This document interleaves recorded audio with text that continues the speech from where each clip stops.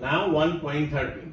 Suppose spheres A and B in exercise 1.12, मतलब कि आगे वाली exercise में have identical size.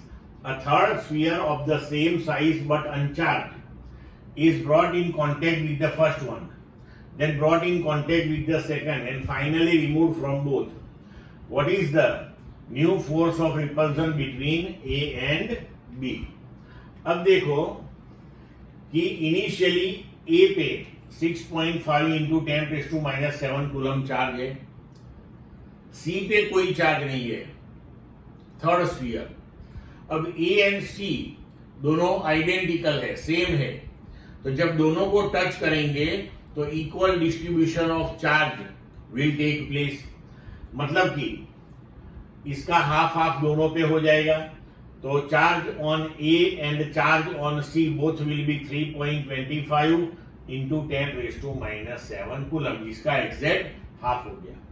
अब सी पे इतना चार्ज है, बी पे ये चार्ज है, और उन दोनों को टच करते हैं.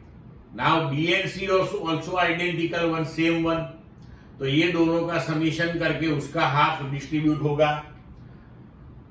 सो charge on sphere C 3.5 10⁻⁻7, charge on B 6.5 into 10⁻⁻7.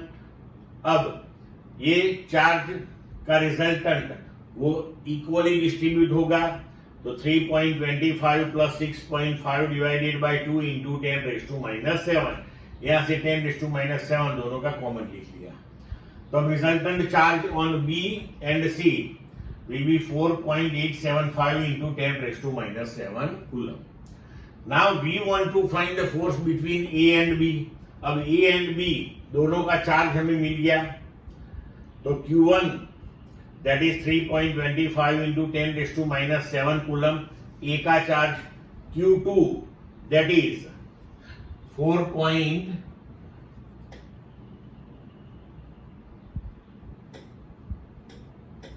ये रेक्टिफाई कर लेना, 4.875 into 10⁻⁷ coulomb.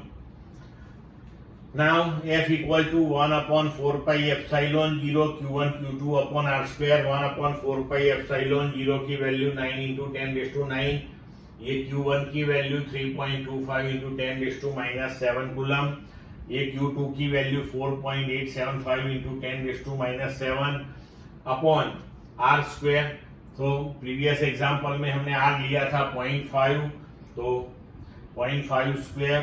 Now if we solve this one, our answer will be 0.5625 into 10⁻² newton. Clear बच्चों?